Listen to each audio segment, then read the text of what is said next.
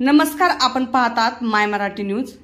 Operation सिंदूर नंतर खंडोबा गडावर नवदाम्पत्यांनी केला आनंदोत्सव साजरा, तर पहलगाम येथील दहशतवादी हल्ल्याचा केला निषेध। ऑपरेशन सिंदूर नंतर संपूर्ण भारतभरात आनंदाचं वातावरण आहे। अनेक ठिकाणी नागरिक आनंदोत्सव साजरा करत आहेत। अवघ्या महाराष्ट्राचे कुलदैवत असलेल्या जेजुरीच्या खंडोबा गडावर देखील आज पहलगाम येथे झालेल्या दहशतवादी हल्ल्याचा तीव्र निषेध करत आपल्या सैन्य दलाने ऑपरेशन सिंदूर यशस्वी करून पाकिस्तानला धडा शिकवल्याबद्दल आनंदोत्सव साजरा केलाय। या विशेष मोहिमेत पाकिस्तानमधील विविध दहशतवादी अड्डे उद्ध्वस्त करून आतंकवाद्यांचा खात्मा करण्यात आपल्या सैन्याला यश आले।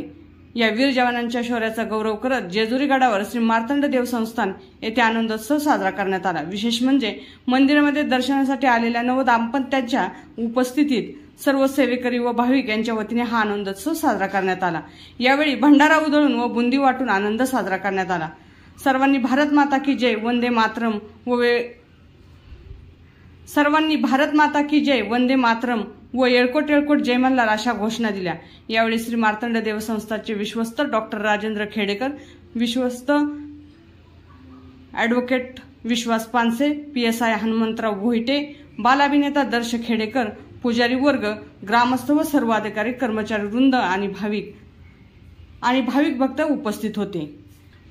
माय मराठी न्यूज साठी छायाताई नानगुडे, पुरंदर।